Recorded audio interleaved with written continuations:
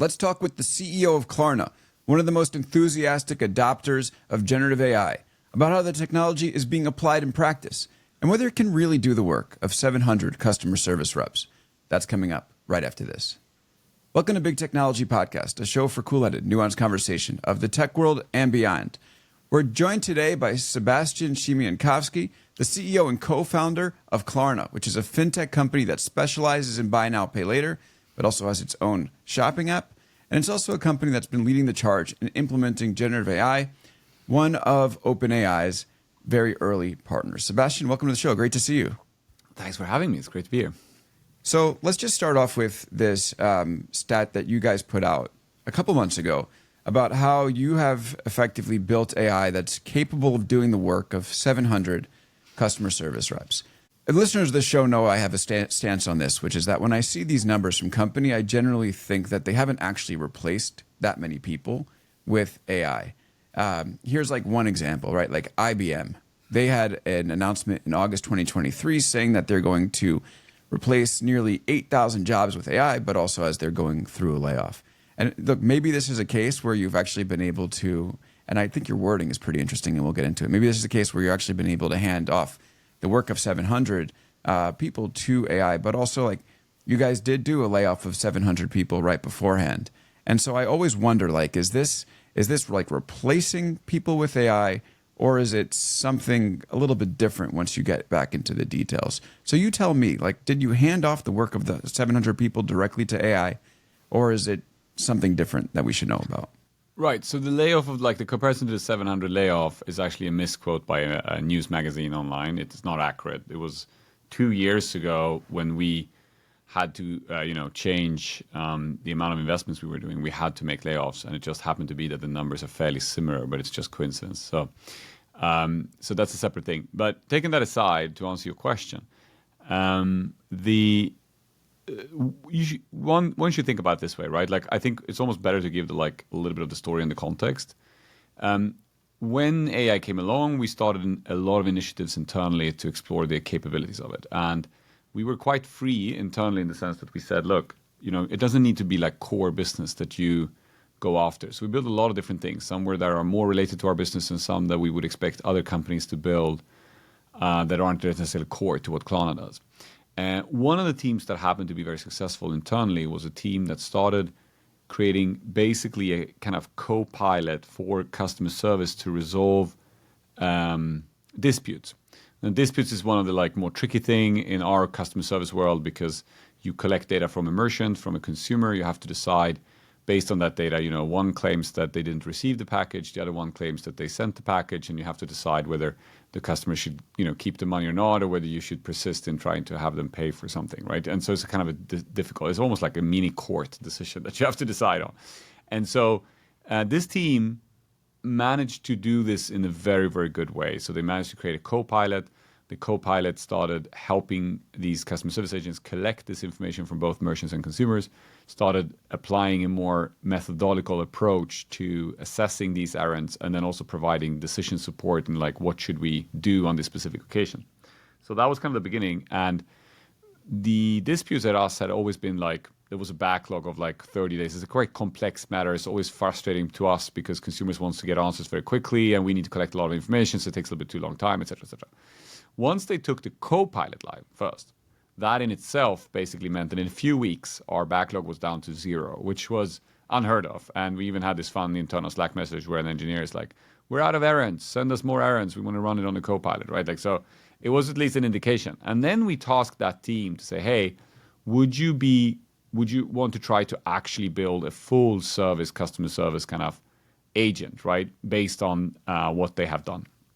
And then they worked on that for another 6 months. Now, to your point, when you then think, did we really replace 700 or not? What has happened is that I think if you look at Klarna, if you look at American companies, a lot of them will have fairly advanced IVRs, right? So you would call in, press 1 for this, press 2 for that. And then they may What's collect. What's an IVR? So when you call a customer service support number, and it will be press 1, press 2, right. Whatever. They will have these fairly, and we all hate them. We're not too happy about them. They're always a little bit annoying because you just want to talk to a human. But the truth is these systems, they do resolve quite a lot of customer service errands in that they start presenting you with facts and you're going to hang up and not talk to the agent because you kind of got what you needed, but it's a little bit annoying because you want to talk to a human. So Klarna was not very advanced in that. There are other companies that are more advanced in building out such kind of services, some semi-automated services, which requires you to collect a little bit of information and present some information. And all companies have been doing this in a way to kind of reduce the number of errands that agents actually deal with on a day-to-day basis, right? Like it's pretty standard procedure. So one have to take that into account when you think about the potential savings that we had. Because we didn't have as much of advanced such systems, it was a little bit of a lower threshold for us to achieve this accomplishment, right? In addition to that, however, what was clear is that like when we started expose this chat AI agent to customers and they had the opportunity to interact with it as an alternative to a human agent, the customer satisfaction on that was equal to a human agent in many cases. And so that allowed us to say, well, we should then scale and propose to more customers to use this as an alternative. And to be fair, like all product development, all things that you've been doing to improve your app or whatever, I mean, partially you want customers to be able to self-serve and serve themselves. So any product improvement partially has an implication on, reducing number of errands to customer service, right? If you have a really bad app, people will call you more often. If you have a good app, people will call you less often, right? So there's always going to be that. Now, the difference was when we got this customer service AI agent to reach a level where it actually served a lot of errands and on a satisfaction level equal to what human agents many times did, and we took it live, the number of errands that our human agents needed to deal with that was removed in a single day was the equivalent of what 700 people used to do manually before, right? So that is actually true, and that has led to a saving. Now, in our case, we don't hire these people ourselves. We use customer service companies. And so these agents would go on and do other jobs for other companies in the shorter term because these companies employ hundreds of thousands of people. So when Klarna has less errands, somebody else will have more errands and they will go and work on them instead, right? But we still wanted to share this metric because we felt, look, directionally speaking, if this continues, it will obviously have implications on the number of customer service jobs that exist in the wider economy, right?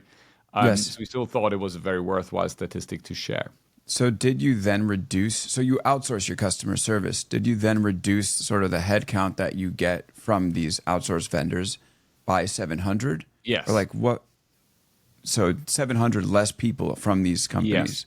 And like so full-time equivalent. We on average would have like about 3,000. It depends because you have to remember also like just like Amazon, we have much more transactions around Christmas because we're very online, so there will always be variations in these numbers. But like on the average, you would look at like 2,000 to 3,000 agents. And that was removed by about 700 when this AI chat agent went live, which meant that it's actually a reduction in cost for us as well for paying these customer service companies that we basically are suppliers. We reduced the spending with about $40 million on an annual basis. What did these vendors say to you when you were able to make this happen? Well, they were not very happy because we tweeted about it, and a few of them had very severe implications on their market cap because like one of them lost like over $1 billion in market cap on the stock exchange. Now, that was definitely not our intent, and we felt a bit embarrassed about it. That was not what we were trying to accomplish by sharing this statistic. But no, but I think that, they are, some obviously were, they were asking like, where are all the errands? That was the first thing because they were surprised obviously to see that dramatic shift in number of errands that we were shipping to them. But then there was also like, since we shared the statistic, some of them are more like, well, what else could we do for you and how could we grow the relationship? Some of them are more keen to learn and understand how did we do this because they're trying to offer similar services to their customers and so forth. So there's been like a mix of reactions. Right. So give me an example of like what an AI customer service bot would be doing that a human customer service bot would have done previously.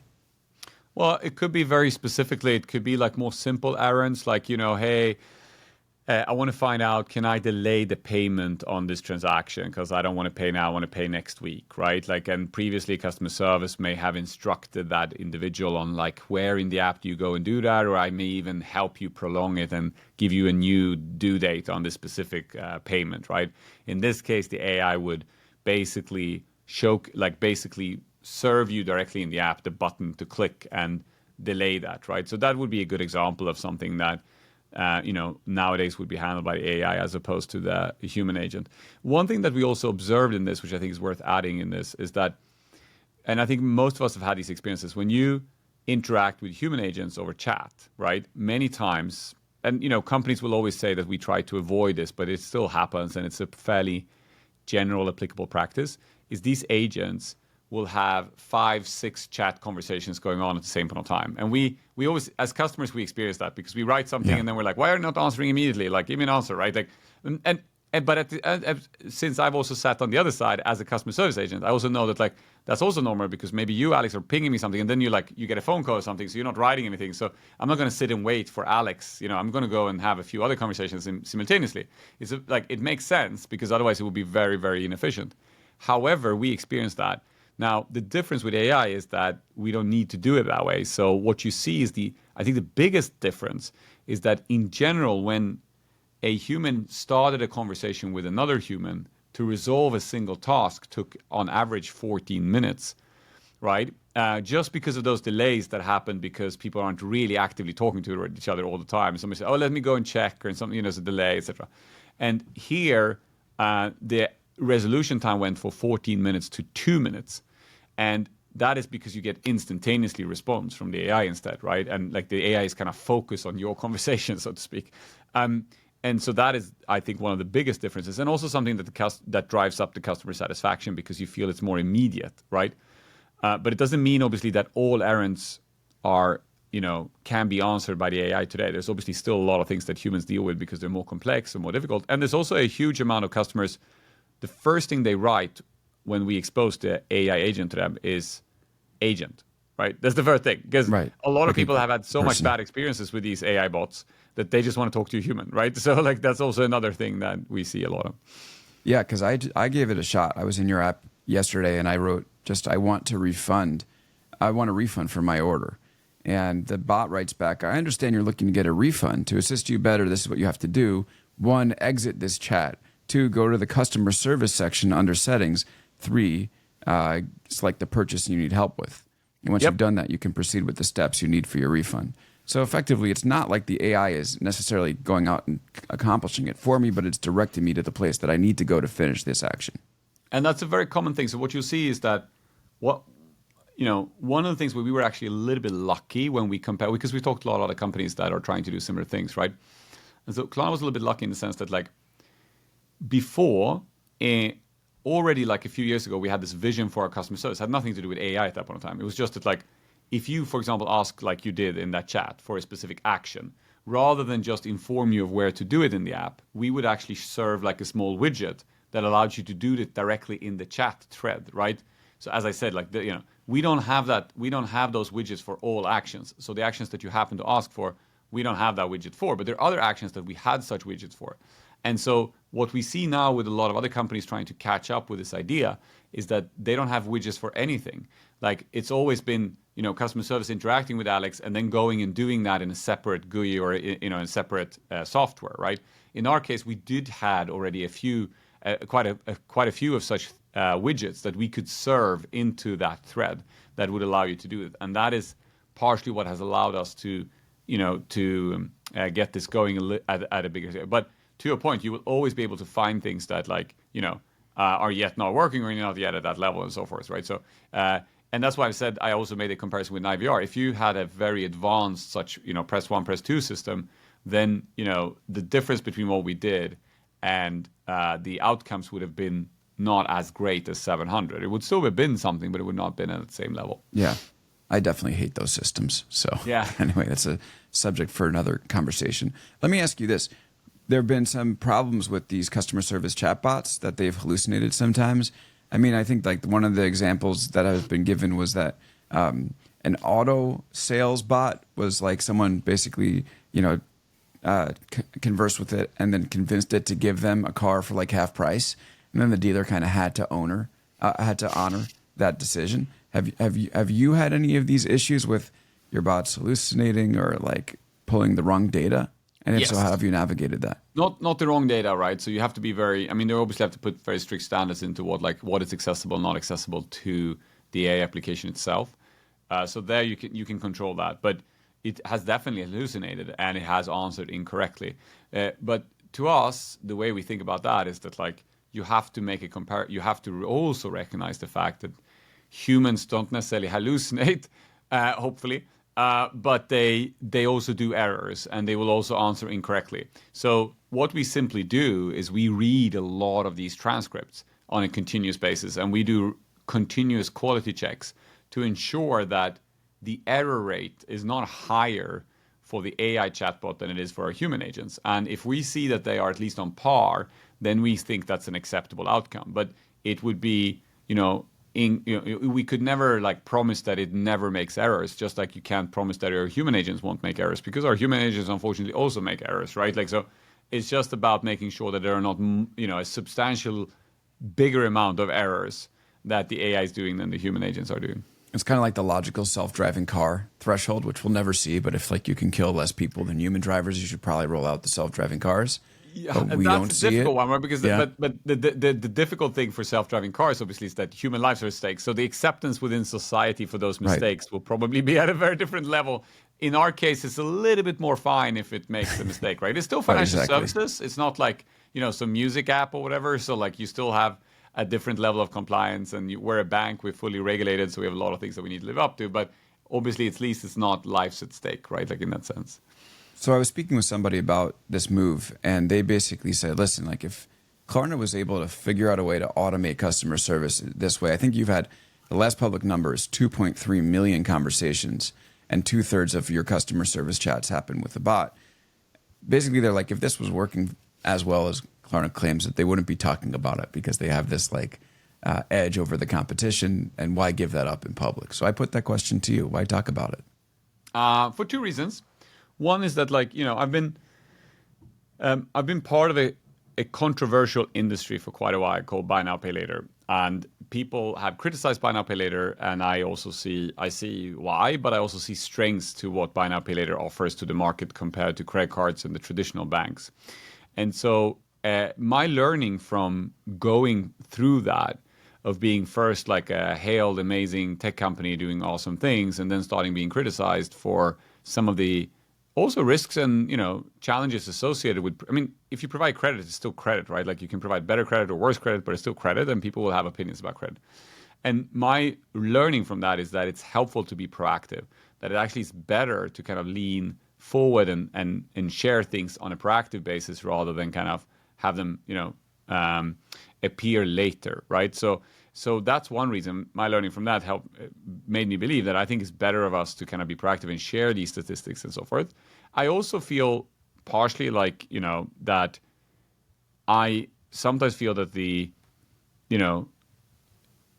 when I see so much noise and discussions about AI, this and that or whatever, I actually feel that we have a moral responsibility to share that we are actually seeing real results and that that's actually having implications on society today, and hope to encourage people, specifically politicians in society, to actually treating this as a serious change that's coming and start thinking proactively about what to do that.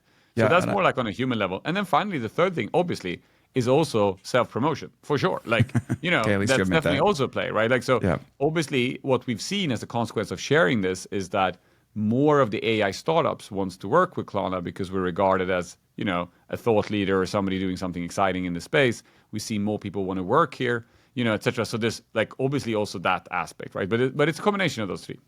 So throughout this conversation, you've hedged a couple times about how powerful this stuff is, because saying that if you had like a better phone tree, for instance, it might not have helped you save 700, employees, or not employees, 700 workers' time. So, and you said there'd be some impact, but you're not 100% sure what the impact would be. That being said, is this stuff actually all that powerful, or did it just kind of help you paper over like a different problem? Like how should we, because I'm thinking like, all right, so we should think about the implications for society, but like, is this the moment, or is this like a little bit less powerful than it seems given the problems that existed beforehand? So I think I want to make sure I understand your question correctly, but I think it's a very good question in the sense that it's always like how much is hype and how much is real? Is that the question basically, right? Well, yeah, I mean, to be more direct, you've said that you'd see less of an impact if you had your phone tree built out a little bit more before you turn this over to AI. And I'm like, okay, Oh yeah. so like how much of this is actually just like papering over like a Oh, pre-existing okay. Sorry. problem That is a good versus, question. Look, yeah. I'm sorry. I wish I could give you like a great answer to that question, but I haven't worked in another company and I can't really make that comparison. I've tried to talk to other entrepreneurs, and I don't want to mention them by name because I'm not sure whether they want to share the details. But I have talked to others who have, for example, come much further in automation using non-AI, so to speak, before, like IVRs and systems like that, and also who has been tougher negotiators with their customer service suppliers, and hence their cost per errand was lower because they had better prices than we had from a scale perspective. And their savings by moving to AI was more limited than ours, right? So there is definitely an element to that, but it's very hard to answer that, right? Because it's so company by company specific. My belief, though, if you ask me, is that like, I don't know, like maybe 70% is AI and 30% is automation, or That's still a lot. 50-50. Yeah, Yeah. but I still think it is that much, actually. That's still my belief, right? And then the other thing is, like, even when I talk to some companies that were really good at, like, had really low customer service costs, really good quality, and really high level of automation even before AI, I still feel that, like, I am super happy that we did this, because this is just the first version of this, right? Like, we've learned so much from the implementation, and it's not like we just launched it and now we're letting it be, right? We're continuously improving on it and making it better and better. So I think that, like, even though maybe the first iteration would only have been a substantial improvement compared to some other companies, if you give it 1 or 2 more years, it will definitely be an improvement versus what any other company is doing with general just computers, automation, and so forth, right? So I think it's a little like that's a more, I mean, maybe it's boring, it's not the headline catching answer, but I Well, think it's that's a what more we're here real for. answer. We want But to it's unpack still, the nuance of this stuff. So, yeah, yeah, yeah. yeah, yeah. But I think I think that's the reality of things. That's why I just want to lean in. I just want to learn using the technology as much as possible. But it's still going to take some time for it to fully mature, right? And this extends beyond your customer service department. It's also in your marketing department. Let's Yes. see. You've tweeted our in-house marketing team is half the size it was last year, but it is producing more. So, I mean, you said I think AI is used for 80% of all copywriting within the company. I struggle to believe that could be that good, but I'm curious if you could tell us a little bit more about how AI is working within your marketing division, and is it taking on responsibilities of full workers like it is within customer service, or is it more enhancing the So, impact that the marketers are having? so Klarna is active in over 20 countries, which means that we cover over 20 languages. And that in itself, like you can imagine, like I don't think everyone on the call as well would like agree, like translations have basically been nailed, right? Like if you look at like not only ChatGPT and OpenAI, but also if you look at companies like DeepL, the translation quality is extremely high.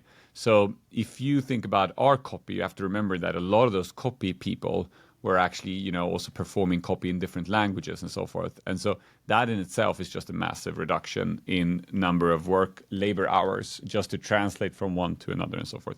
I think in addition to that, a Wait, hold lot on. of the Before you copy. go on, I want Yeah. to ask you as a CEO, are you comfortable allowing an AI translation in marketing copy to go in front of an audience without having a human take a look at it? It depends on what copy it is and where it sits, right? So if you think about like, it's actually quite interesting because we're a bank. For example, if we market our credit card, there are very strict requirements on the copy and how that is expressed, right? But there's also other things in our app, like we have, for example, descriptions of products that you can buy from our merchants, or you have things that are of lower level of sensitivity, right? So the thing is that you have to basically structure your information internally in a way where you start separating and understanding that some things will have higher levels of requirements and some things will have lower. And the point with 80% is obviously that's focusing on the areas where it's less, critical if the translation isn't perfect. But there's a lot of human review still of the translations themselves.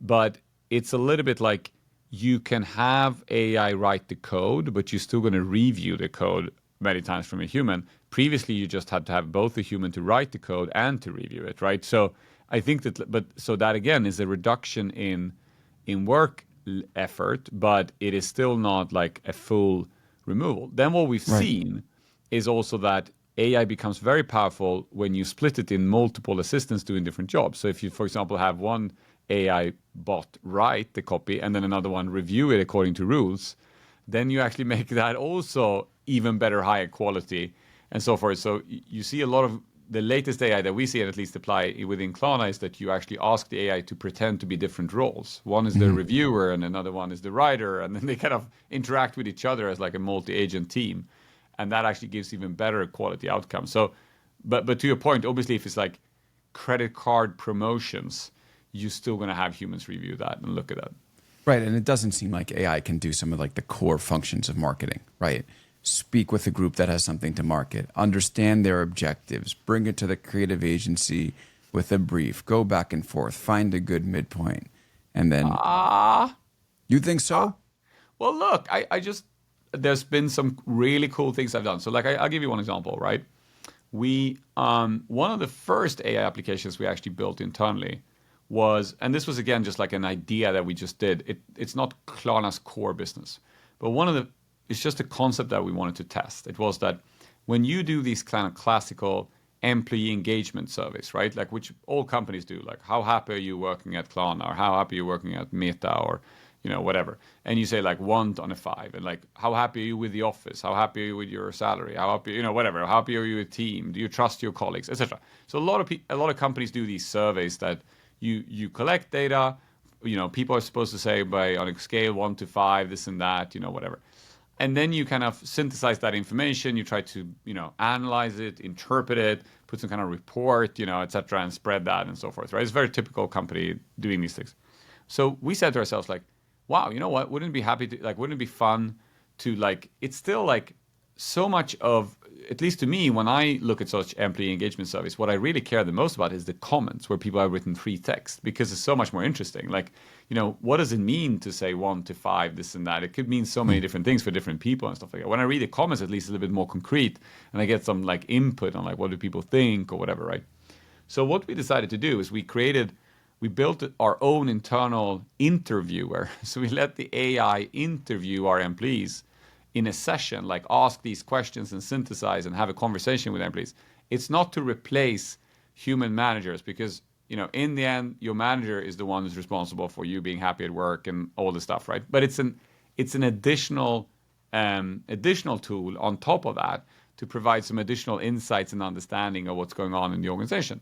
And the funny thing is that it worked extremely well. Our employees liked it. It was very thoughtful, and we felt, compared to a standard survey, it gave us much more interesting outcomes and understanding of what was going on in the organization. That, again, doesn't replace the management. That is still the primary objective, but like it still is much higher quality. So to your point, can you use the same for customers? Can you survey your customers and collect and synthesize information? Yes, we've seen that work as well. It actually becomes much more interesting. So again, like, it doesn't replace all of these things, but what I feel with AI, what people forget, is if you go to AI and you ask a general question, right? Like whatever, give me a great way to work with marketing, you get a very general answer. It's like reading bullshit corporate management literature. Like it's a little bit like good to great, hire the best. Thank you. But how the hell do I find them? What interview questions to ask? Like, I get it. It's important to hire the best people. What does that mean in practice, right?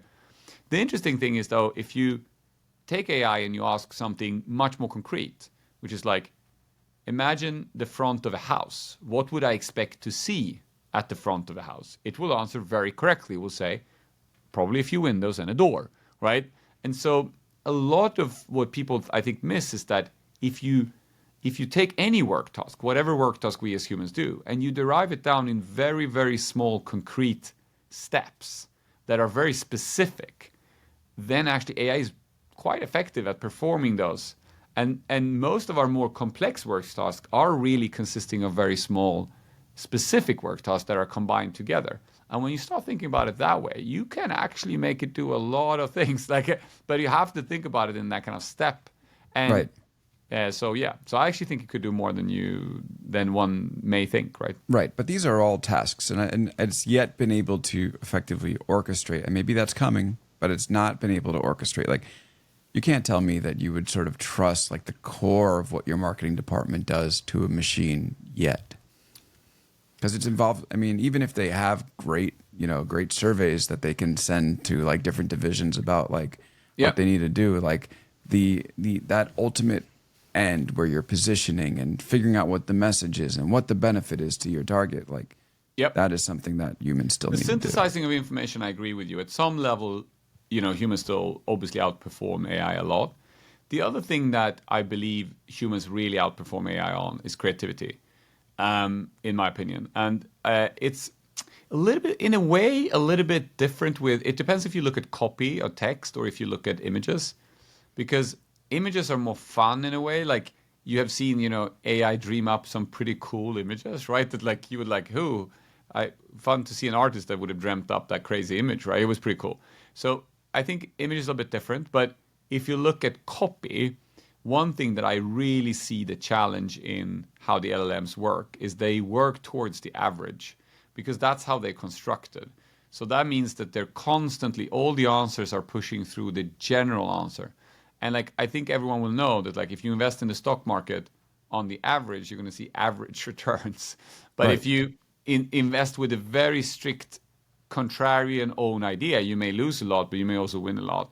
And I think that like the same applies to your point to copy, is that like if I want some amazing copy that articulates what Klarna does that's different, I would not rely on ChatGPT to do that. I would rely on a human, because a human is much better at kind of being far-fetched and do something crazy and out there and different and so forth. While the LLM is just pushing it to the average all the time, and the average doesn't sell, right? Yeah, like, so, and you've also been out front talking about how like you're using generative imagery versus images from, let's say, I don't know, stock image companies.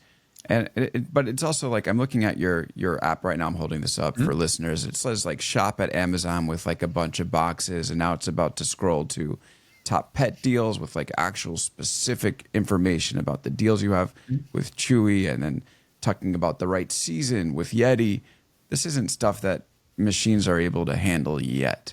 Maybe there's an image or... so tell me the truth. Tell me the truth. Yeah. I don't know if the images that you showed were AI generated. I can't tell you that. Sorry. But I can... They look like general stock images that you would get versus like the AI gen. Okay, but sorry, go ahead. But I can't tell you for those specific ones that you showed on the show. But what I've seen internally us do, right, is that currently the problem is if you just go to like one of those tools, any of those image generating tools, and you just write like, give me a picture of a guy with box images or whatever, they're not going to be on brand tonality. They're not going to look the way Klarna wants them to look. They will be a little bit odd. There will be tons of issues, and to your point, you won't be able to apply them.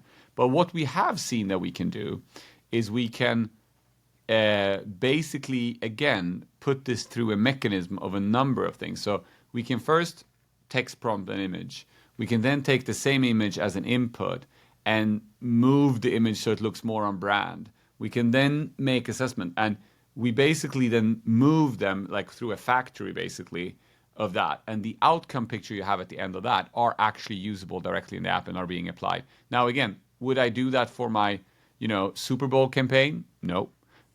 Would I do that for category pictures in the app that are just there to say, hey, we have shoes, we have this? Yes, that we're already doing and applying. So you can see that that is definitely feasible. But you need to set up this production, environment where you basically like almost like a workflow. You take it through multiple models and multiple things to get to the quality levels that you're looking for. And then finally on the product experience, so people are going to be conversing with Klarna, I guess, through your customer service agent. But you have a vision to make that a much deeper experience where you're like looking through different sites and trying to shop, and there's effectively a shopping assistant right there with you. Yeah, I think, look, it's actually not only shopping in the sense, like actually this started when, as you may know, I've been, running Klarna for 20 years next year, so it's been a long period of time. And we have pivoted kind of direction of the company. But in 15, so about 10 years ago, we were pivoting away from being a B2B to more of a B2C company. And at that point in time, we asked ourselves, like, okay, where is financial industries going?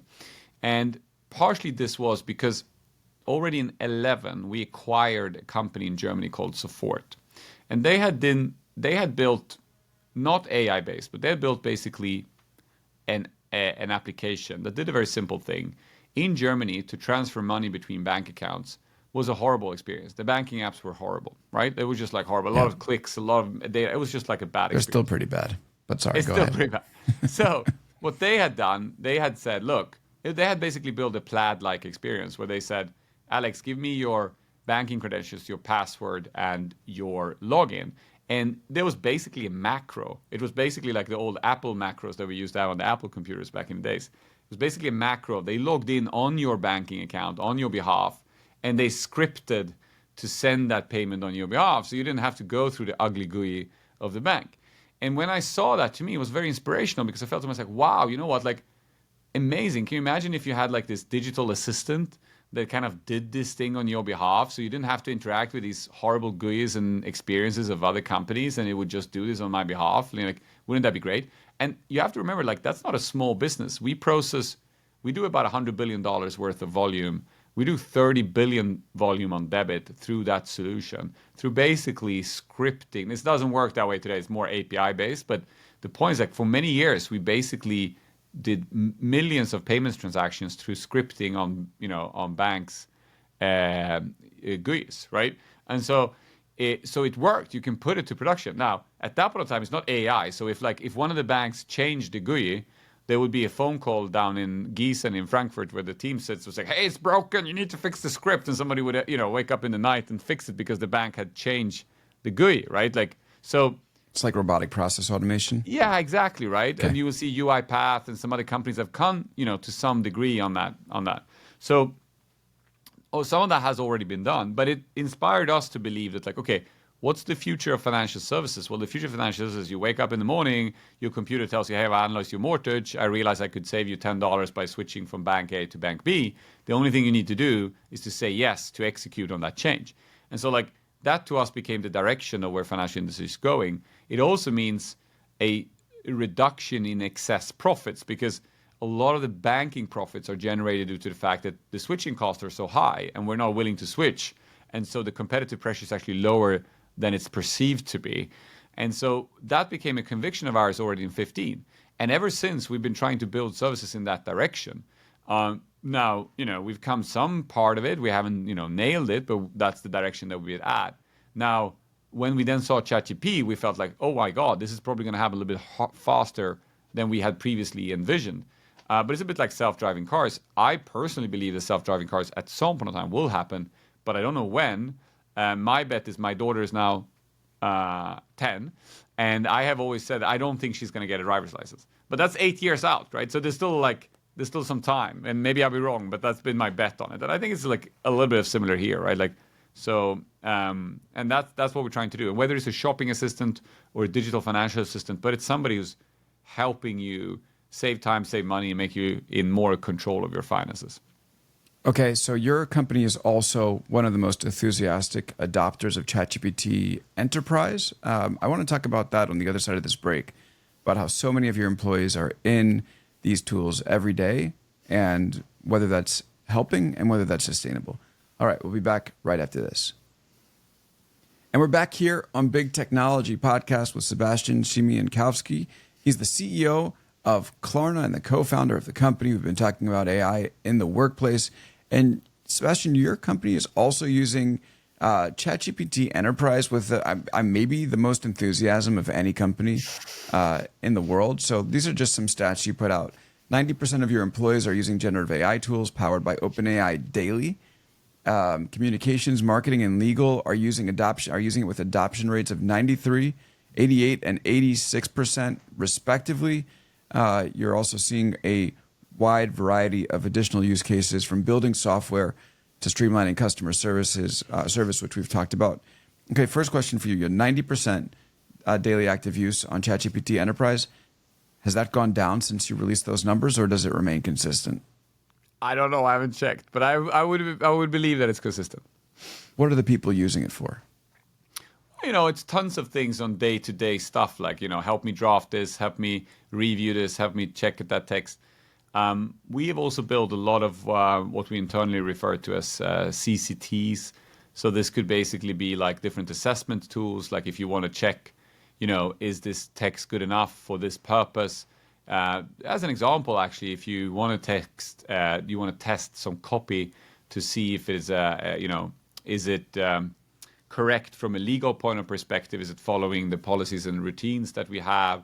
Stuff like that. So there's tons of different things that people are using it for. With that said, though, when Bitcoin came along and these technologies, like, I tried that as well. I personally didn't find the technology to solve a real problem, in my opinion. I didn't see how it was going to help my mom prefer using Klarna over something else. Like, I may be wrong. Maybe it turns out that, blockchain is the amazing technology that will disrupt the whole world. But I wasn't convinced. When I tried this, ChatGPT for the first time, I got very personally convinced that, like, this is a technology that will have real-time applications. And since then, we've been encouraging everyone in the company to learn and apply it and learn how to use it in a productive way. With that said, though, like, I have days when I don't use it at all, right? Like, I have days when I use it much more. And sometimes I have more successful use cases, and sometimes I have less. But what I want to do is encourage the company to learn, because a lot of things are day-to-day use cases that are actually very helpful. But it's also like by applying and learning that we explore and get to know what are the limitations. Why is it not working? What do we need to improve? And to us, we realize that it can either be not working because the technology is flawed and not good enough, or it can be not working because we are not set up to use it in a way that makes it productive. And many times we realize it's the latter. So we're changing a lot of our fundamental processes of how to work and so forth to make sure that they also helps us and can make us more productive. And some of these use cases are quite interesting. So this is from another article about what you're doing. You said you use generative AI, namely OpenAI's ChatGPT. The communications team uses it to evaluate whether press articles written about the company are positive or negative. I see it. Do you really need an AI to tell you that? Can't you just kind of tell it by reading it? Well, you could, but I'm actually really proud of our communications team. They're so efficient. You have to remember, like, Klarna, as a company today, you would probably read, you would have about 40 articles written every day. And it's not only about the sentiment analysis of those, it's actually even a little bit more detailed than that. It's very common. I would say I think we've analyzed it, about 20% of the articles that are written about us contain factual errors that are incorrect. And this has meant that our communication teams calls and tries to correct those errors, right? It could be anything from where the headquarters of the company is to statistics that are wrong or whatever. And we call or email the newspapers to try to correct this to make sure that it's correct, right? That's a lot of manual work, right? That team would much rather be out there and, like, pitching a new story or building relationship with journalists or doing something else than doing that manual work. And so, like, having it assess those articles and identify those errors, and then even sometimes draft an email to the journalist to ask them to correct it. It's like it's a nice thing to avoid that manual work and spend time on something else. Wait, the AI can actually pick out the errors in stories, or is it just the sentiment? Do you just check the negative stories? Very relevant point, Alex. Yeah. That's actually exactly a very interesting thing. Because one of the key learnings we had the last 12 months is that there is an old rule in data scientists, which is shit in, shit out. And that still applies in the AI world as well. If you feed the AI with a lot of noise and incorrect information, you cannot expect it to be able to answer such things. So in order for it to assess whether the information in the articles is accurate, you also need to have a very strict data set that says what is accurate information about the company, and you need to have that in a good, solid place. And one of the things that we've seen is that Klarna has been historically using a ton of enterprise systems, different ERP systems, which actually silos and puts more noise to the internal information. So we have our org charts in Workday, we have our clients in Salesforce, we have our suppliers in MFAS, we have tons of different pieces of information spread out on proprietary data systems with different structures and so forth. And that's hurting the ability for us to use that information in a standardized way to make AI work better. And so part of what we've been doing in the parallel with this is we realized that we need to standardize and centralize our information about the company, what we're doing, because then both humans actually can make more productive work as well as AI on top of that. Both AI and like if there's too many silos of information in the company, if things are not transparent, not open, it makes it harder. And that's true both for AI as well as that, right? I think that like that's why I wasn't too convinced when people were like, oh, look, I have a PDF reader and AI can read a PDF and answer questions about like, yeah, but you know, the problem is in many companies you have too much information and too much inconsistent information and too much duplicative information. So you have to think about both how do you improve the information that you have, as well as like how do you then use that to do things like this, which is, check whether the data is correct or not in the article. Yeah, there was a Wall Street Journal article talking about how companies were like really struggling to get this to work. When they tried to get AI to pull data, it would pull data from like the wrong year. And I think the key takeaway from that is that really that it just has to be, the data has to be clean for these things to work and structured to some extent. Your lawyers are also using ChatGPT to write first drafts of contracts, and that's cutting the hours it's taking to draft a contract. I mean, that to me seems like a low-hanging fruit type of area where like you have your lawyers like effectively draft the first draft, and then they can do like some of the stuff that you're like actually paying for them for versus having them write up boilerplate contracts. Well, I think that's true. Again, coming back to like low-hanging fruit and more difficult things, there will definitely be tasks that people could have like, instead of drafting this, maybe you should have just shared a draft internally so you didn't rewrite it every time, right? Did you really need to, start from scratch every time? And now just because AI is there, people are applying it and like, oh, I'm saving that time, but you might as well just share the drafts. Like, obviously there are use cases like that. Obviously there are things like that as well happening where it's just like, this could also have been done by just a little bit more standardization and like simplification or sharing information internally. So it's a combination, obviously, but it helps provoke the idea, right? It helps accelerate, and then as long as I see the business implications and the business results, doesn't matter to me too much, how those are accomplished in that sense. Right. Okay, I want to end with a question about the state of buy now, pay later. Like we've talked a lot about AI, but I would be remiss if I had the CEO of Klarna on the show and didn't ask a little bit about buy now, pay later. So buy now, pay later was obviously like a darling of the fintech industry and of tech. Apple tried it. Your valuation was in the $45.6 billion in 2021, but then went down 85% to $6.7 billion a year later. And this was the CNBC headline: Klarna valuation plunges 85% to $6.7 billion as the buy now, pay later hype fades. So I'm just curious to hear two things. First of all, from you, how has it been navigating this sort of like up and down of the industry? And then secondly, what is the future of buy now, pay later, given that, yes, Apple's out and it seems like this thing that used to be in the spotlight is now moving out of it. So what should we think about when we think about this service? Yeah, so I mean, first on navigating up and downs, like I think to some degree I benefit from the fact that I've been doing this for 20 years. And as much as like this up and down was maybe the most media publicized, and I've never been in that like spot eye, or like as visible as this. I've gone through a lot of up and downs with the company, both valuation wise as well as anything else, right? So I think that like it was obviously very tough, and I was sad, and I was, very, stressed by that. The public traded companies that we are often compared to, like a PayPal or a Square Block or whatever, they had the same 85% drop in the stock market during the same time, right? So we weren't singled out in that sense, but that was a general fintech and tech kind of reduction in stock price. But still, because we're a private company, it became such a bigger, news. And then obviously also at the same point of time, as investor sentiment changed and we were at that point of time unprofitable, we had to make, very tough decisions that are very, you don't like making, which was a reduction in staff and stuff like that, which is very challenging to go through. But at the same point of time, I feel like, we have to do what we think is right for the company and for the employees that are still here and our shareholders and our customers and so forth. So I think we we did the right thing, and now we are a profitable company again, which we actually, people don't know this, but Klarna was profitable from 2005 to 2018. So we had a history of kind of running this a little bit differently than most tech companies who just like burn money. We have been profitable, but then when we came to the US, we invested heavily, and that meant that we were loss-making for some years.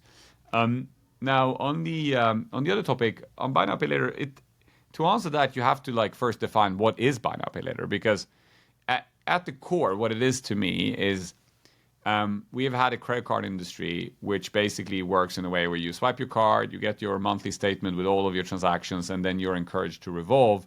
And if you do so, you start building debt, and that debt earns the bank a lot of money, right? Buy now, pay later. The difference with it, the way I define it, is that it's interest-free and it's installment-based. So you take a single transaction, you don't pay interest on it, and you pay it down in installments. You can offer that on a card as well, right? Like you can rethink your credit card to make it work that way. You don't have to offer revolving. You can do installments on a credit card, right? So, but the concept of interest-free and installments is to me a healthier credit concept than revolving. In addition to that, the difference with buy now pay later also in Klarna's case is we're our own network, right? So we are the equivalent of American Express in the sense that we're a third-party network. We have Stripe and Adyen and other PSPs and acquirers that offer Klarna as a payment method side by side with Visa and MasterCard, but we have a direct consumer relationship just like Amex. So the network means that the fee that the merchant pays is not through Visa as they do on Visa, but directly to us. And this means that there are less middlemen in between the merchant fee and the actual income to us as an issuer of giving you as a customer this offer. Allows us to offer an interest-free product which merchants still are paying for on equal pars with a credit card, which actually also charges on the consumer side. So if you look at the total cost of payments in the US and you look at both what the bank is earning by interest on your revolving plus the merchant fees, it's actually a crazy $5.5 on a $100 spend. And we earn less. We do about $2.50 per $100 spend. So we do much less, but we also have much less cost, right? We're coming from a different cost profile. We're a lean fintech. We're not a big bank, etc. So you're accepting a lower revenue per customer with the benefit of providing a slightly more a better product for consumers from a credit perspective. Now, it's still credit. I always say that. Like I'm fighting fire with fire. So I'm not saying like credit still has its issues and so forth. But in a future state, if people want to use an installment product with zero interest over a credit card, I think that's a better outcome. You should use debit, and then you occasionally use a buy now, pay later, as opposed to using a credit card for all of your spending. I think that's a better thing. And I always make the comparison back in the days. Your card used to have press 1 for debit and press 2 for credit. But the banks removed that because you wouldn't build as big of a balance on a monthly basis if some of your transactions went on debit. So by having all of your transactions on credit, you were more likely to revolve, and then the banks make more money. The average outstanding credit card balance is $5,000. The average outstanding balance on Klarna is $150. So It's a huge difference, right? So I think it's like but there was a McKinsey study that said that in the US, there are about 20% of the consumers are what they call self-aware avoiders. These are customers who are like really looking for this kind of product as opposed to a credit card with massive bonus points or, other services that are more interesting for them, or heavy revolvers and stuff like that. Mm-hmm. So this is not the full population necessarily, but I think there's a good amount of people that prefer this kind of products and see value to it versus other options. Yeah, okay, this is really the last one and it's quick. As you start to put more AI into your business, do you expect to increase headcount or decrease headcount from here? Well, I you didn't ask about that, but actually another announcement that we made is that we haven't been hiring since September.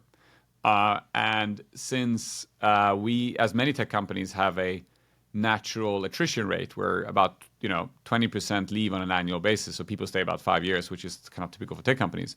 This means that we are shrinking. So we used to be about 4,500. We're now 3,700. And we are basically shrinking on average about 70 people per month. And we're doing that because we don't want to do layoffs. So we are actively managing down because we see we can do more with less people.